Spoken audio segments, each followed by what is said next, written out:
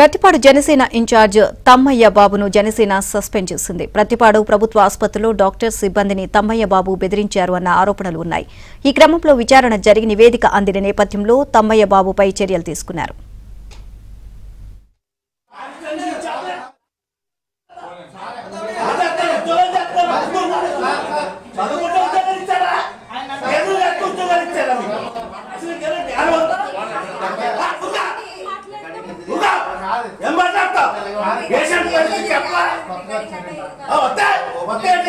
చదువుకుంటారు కదా ఉద్యోగం ఇచ్చేది జనాలు కట్టి డబ్బుతారు కదా జీతం చెప్తుంది.